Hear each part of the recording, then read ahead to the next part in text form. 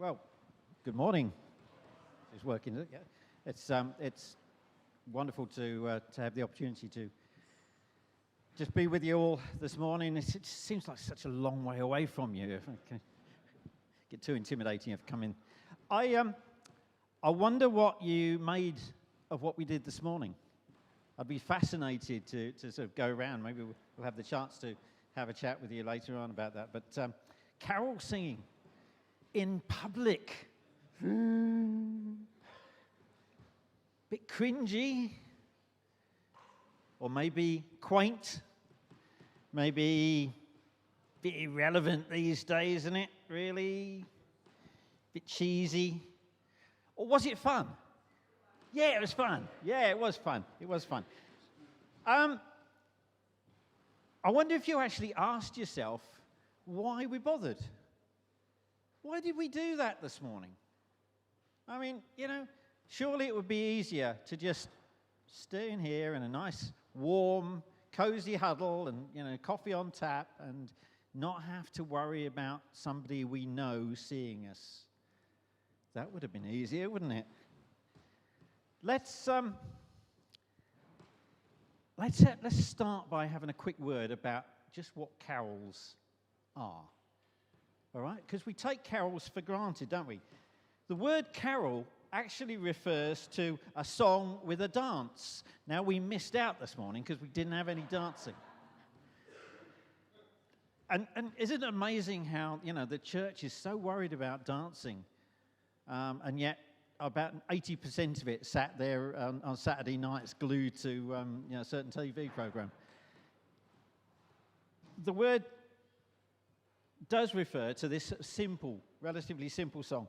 And early Christians very quickly recognized that ordinary people, the ordinary people on the street, the ordinary workers, felt completely detached from church. Completely detached. It was far too highbrow. Most of the services, virtually all the services, were in Latin.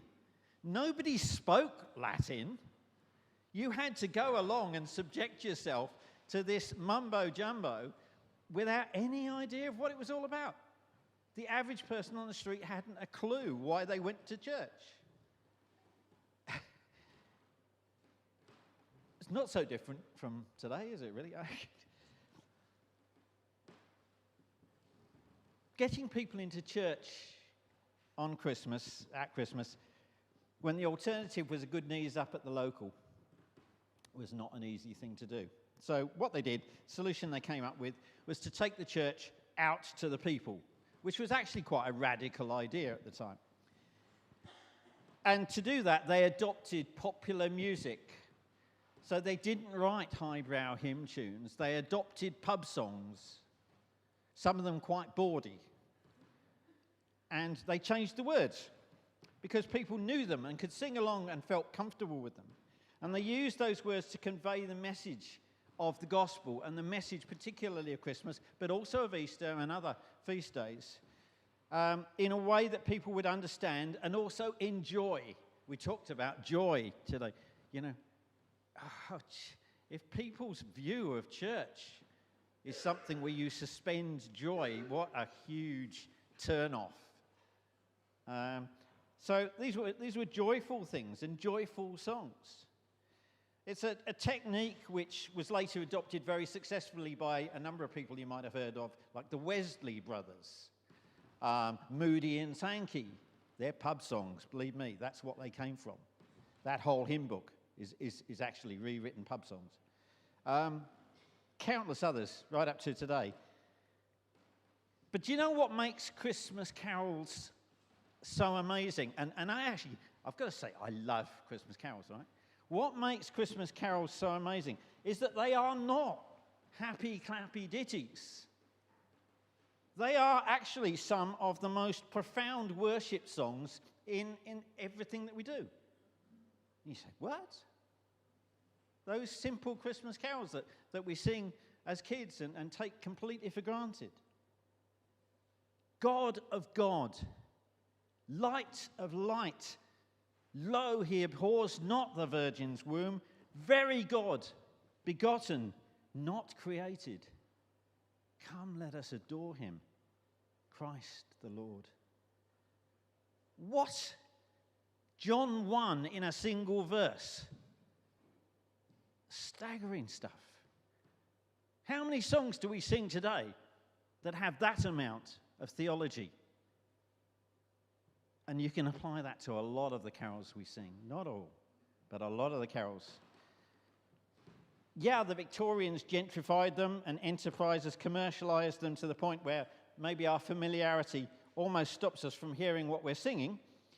But Christmas carols remain one of the very few points of contact to the message of Christmas in an ambivalent, hostile, and generally disinterested society.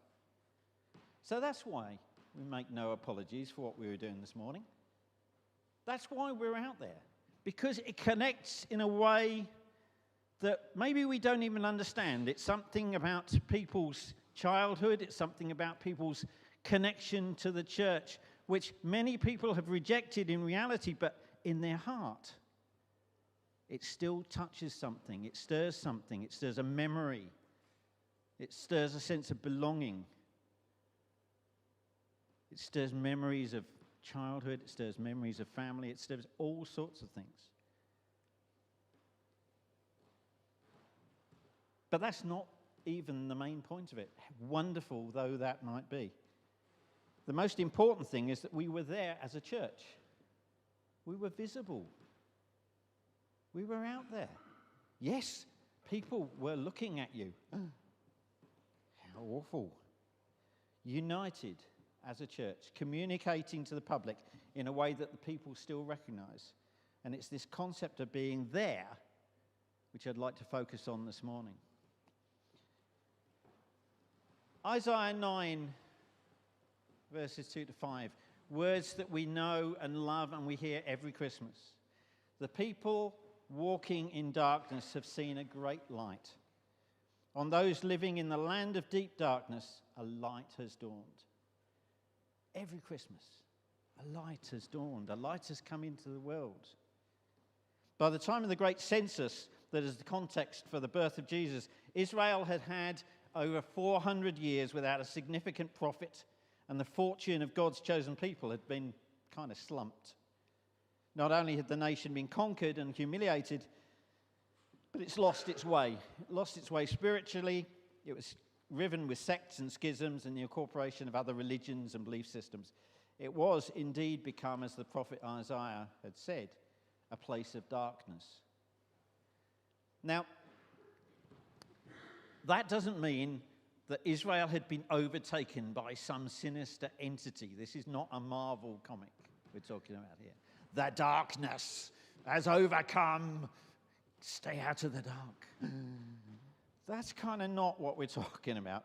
You see, darkness is interesting. Darkness is not an entity. Those of you who are sort of a scientific bent will recognize that darkness doesn't exist. Darkness is simply the absence of light. It's what's left when there is no light. It's an absence of something. And that's the imagery which is used to give meaning and significance to the Christmas story. God with us, a baby born, but something coming into a world which is lost and without meaning, without direction, and shining light onto that, giving a beacon, giving a moment of hope into a world that is lost and is walking in darkness, a world that doesn't know what's around it, can't recognize what's around it.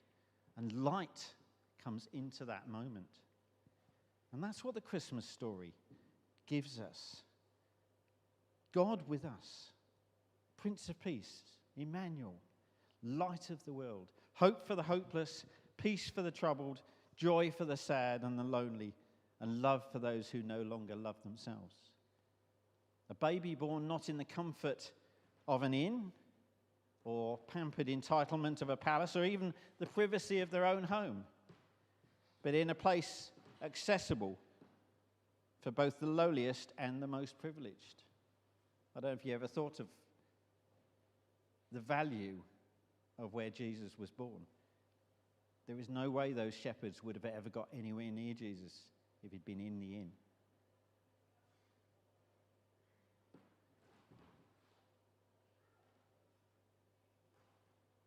the light birthed at Christmas was and is for all of us.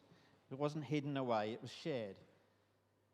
So why is that important for us today? What does it have to do with singing carols? Well, in Matthew 5, we know Jesus spoke to his disciples and he says this. He said, "You are the light of the world. You let your light shine before others." So what does he do? What does Jesus do? Jesus comes as light of the world and he passes that light on. He says to his disciples, "I brought the light, but you are part of spreading that light. You are a part of that wonderful moment in history."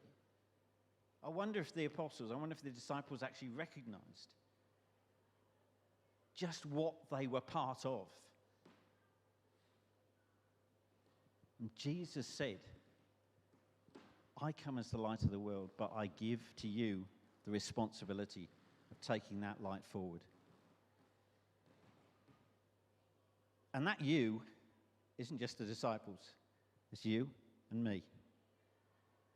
You are the lights. You are extensions of the light, the hope which came into the world extended by the sons and daughters of God. What did I say before? Simply having the light is not enough. That's the problem. You and I carry the light, but if we stay in here, in the light, where it's already light, what good is it? What's the value? What's the point? You don't light up a light and stand in the middle of a whole lot of other light. The purpose of light, your purpose of putting on your torch, is to get rid of the darkness. And if we don't take our lights to a place of darkness, why did we have the light in the first place? Your light is no use unless you're prepared to take it there. So this, I have to say, is where we all struggle. And everyone will say, "Yeah, well, that's fine, Alan, that's okay, I'll get along with that." But our experience of church or the teaching and cultural influences we have generally mean that we kind of end up favouring a particular aspect of Christian life over others, and that leads to imbalance. If you broadly think of the purpose of the church in terms of teaching, evangelism, service and fellowship, and then consider what your own experience of church is, you'll start to see the problem that I allude to, the potential imbalance. You see, a church which majors on teaching may become academic and dogmatic.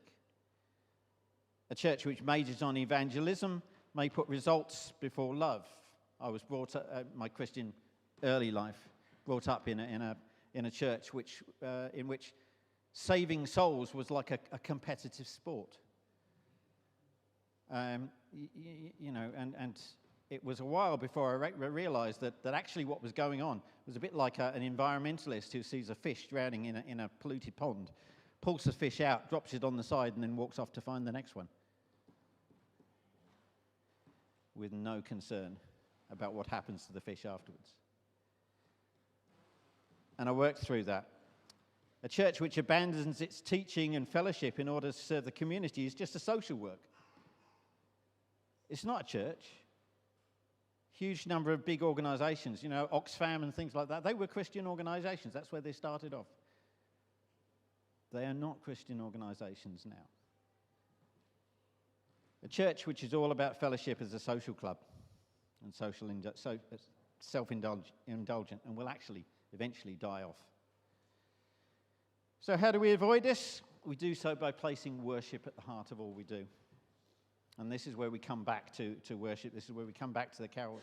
When we stop worshipping, we lose grip on our supply line. We allow our lights to fade. And I'd like to quote from an excellent set of papers written by our brother Liam from St. Mike's, who's written a really brilliant set of works on mission in contemporary Scotland, which some of you may have read, and if you haven't, I really commend them to you. They are superb. Let me quote. "The purpose of the church is to help people become like Christ by worshipping the Father, loving their neighbours, and serving and witnessing to them in Christ's name. This love is grown, shaped, and sustained by the Spirit through worship and prayer, as it's principally through these that Christ and the Spirit act upon us, transforming us into the likeness of Jesus. To supplant worship with mission, or to place mission before it, will only weaken that mission and harm both the church and the world. To have social justice without theology, or creation care without worship, or the sacraments without discipleship, is to foster a one-sided and incomplete faith, which in turn leads to one-sided and incomplete people. You know, I weep when I see the impact that dominionism and single-issue belief systems and things like Christian nationalism and so forth, and the many other evidences of churches which allow themselves to be sucked into a lopsided, imbalanced position because they get ripped apart. Because things are out of kilter. When we begin to move away from keeping our eyes on Christ and seeking to become more like him, and we become increasingly self-reliant and socially compromised, so our light fades and the world doesn't even notice that it's getting darker and darker. We've received the light. That's the wonder of Christmas. It's why we sing and dance about it, and I, for one, am never going to stop being amazed by the most profound moment in human history. Should we still celebrate Christmas in a postmodern world? Yeah, of course we should. Just as we should ensure that worship is central to whatever we do in our church or our Christian life. If we've forgotten how to worship, forgotten the delight of drawing near to our Saviour, of telling others of his great love, and allowing the cynicism of the world and familiarity to dumb down the awe and wonder of what God has done in bringing us the light, then we recede into the darkness. But if we allow ourselves to experience again the thankfulness and wonder, then as with Proverbs 4:18 we read, the path of the righteous is like the morning sun, shining brighter until the full light. Church, we've got to be getting our light out there. We've got to be taking that light where it is dark. We've got to be seen. We've got to not just concentrate on doing the things that we like doing, but we've got to recognize that the people we're called to may not be the people that we like. The people that Jesus came for were not the lovable. They were the broken and the hard to like. This is our mission. This is what we've got to be doing. But if we do that without recognizing that at the core of all that is the worship that we're called to, it's worshiping the God who called us, worshiping the source of the light that we bear, then we will fail. So we start and we finish today. Haltingly, half-heartedly, but really and truly, we can experience something of our eternal destinies and act as signs of the coming kingdom to an unbelieving world. Why is worship so important? No matter how we do it, where we do it, it's the basic building block of our being. And we sing, "Come, let us adore him." That's our motivation. That's our power. That's where we start and where we finish. The other stuff is important. But we were made for worship. And if we do something, if we move away from the thing we're made for, that is when things don't work out.